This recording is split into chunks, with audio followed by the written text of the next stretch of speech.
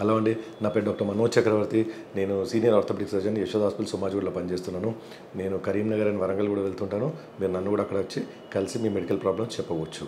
మణికట్టు దగ్గర లేకపోతే చెయ్యి దగ్గర కొంతమంది స్వెల్లింగ్స్ అంటే వాపులతో వస్తూ ఉంటారు. ఇది నార్మల్గా టీనేజ్ లేకపోతే మిడిల్ ఏజ్ వాళ్ళకే ఇలాంటి స్వెల్లింగ్స్ వస్తుంటాయి. ఈ స్వెల్లింగ్ చూసి చాలామంది ఇది క్యాన్సర్ కావచ్చు అని భయపడి మా దగ్గరికి వస్తుంటారు. నార్మల్గా మేము చూస్తే ఇది చిన్నగా వాపులాగా ఉంటుందండి. ఇది ముడితే నొప్పి ఉండదు, కానీ స్కిన్ పైకి వచ్చి కొంచెం ఎత్తుగా ఉంటుందండి. ముడితే నొప్పిలో గట్టిగా నొక్కినా కానీ పేషెంట్కి నొప్పి ఉండదు. అప్పుడప్పుడు ఏమవుతుందంటే ఈ స్వెల్లింగ్ అనేది మణికట్టు జాయింట్లో నుంచి బయటకు వచ్చేసి పెద్దగా కనిపిస్తుంది. అప్పుడప్పుడు కొన్ని రోజులతో చూస్తే అది లోపల వెళ్ళిపోయారు కానీ మొత్తానికి మానిపోయింది కదా అని అనుకుంటాం. మళ్ళీ కొన్ని రోజులతో పైకి వచ్చే ఛాన్సెస్ ఉంటుంది. ఇది ఎందుకు వస్తుందంటే చెయ్యి ఎక్కువగా వాడే వాళ్ళకి వస్తుంది. ఇది లేడీస్లో మోర్ కామన్ జెంట్స్ కంటే. టైపింగ్ చేయడం కానివ్వండి, ఇలా వంట చేయడం కానీ ఇలాంటివి చేసినందుకు ఇది వచ్చే ఛాన్స్ ఉంటుంది. ఇది ఎట్టి పరిస్థితుల్లో కూడా క్యాన్సర్కి దారితీయదు. ఇది జస్ట్ కలెక్షన్ ఆఫ్ టిష్యూ, అంటే ఫ్యాట్ కలెక్షన్ అనుకోండి, లేకపోతే టిష్యూ కలెక్షన్ అనుకోండి. ఒక ముద్దలాగా తయారై అక్కడ మన మణికట్టు దగ్గర చెయ్యి దగ్గర డిపాజిట్ అవుతుంటుంది. దీనికి కరిగేటందుకు మందులు లేవు. ఓకే, దీనికి మనం అలానే విడిచిపెట్టవచ్చు.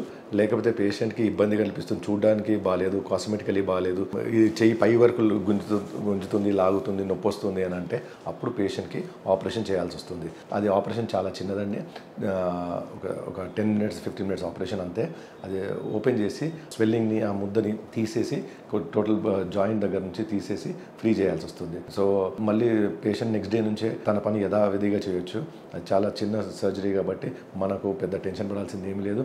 మళ్ళీ నెక్స్ట్ డే నుంచే కుకింగ్ కానివ్వండి, లేకపోతే టైపింగ్ కానివ్వండి, అన్ని పనులు చేసుకోవచ్చు. పేషెంట్ కూడా పెయిన్ తక్కువగా ఉంటుంది. ఇలాంటి పేషెంట్స్కి 100లో ఒకరికిద్దరికి మళ్ళీ వచ్చే ఛాన్సెస్ ఉంటుంది. అది రావడానికి కారణం బాడీ తత్వమే అనుకోవచ్చు. కొంతమందికి స్వెల్లింగ్స్ అయ్యే తత్వం బట్టి, స్వెల్లింగ్స్ ఫామ్ అయ్యే తత్వం బట్టి అది మళ్ళీ రావచ్చు. అది మళ్ళీ వస్తే సేమ్ ప్రొసీజర్ అండి, మళ్ళీ ఆపరేషన్ చేసి అది ముద్ద తీయాలి.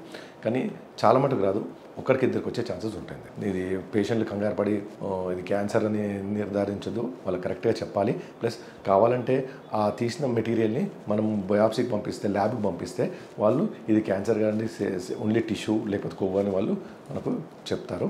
సో ఏం పెద్ద టెన్షన్ పడాల్సింది ఏం లేదు పేషెంట్స్కి. ఇలాంటి స్వెల్లింగ్ రాగానే అర్జెంటుగా ఎమర్జెన్సీగా సర్జరీ చేయడం అవసరం లేదు.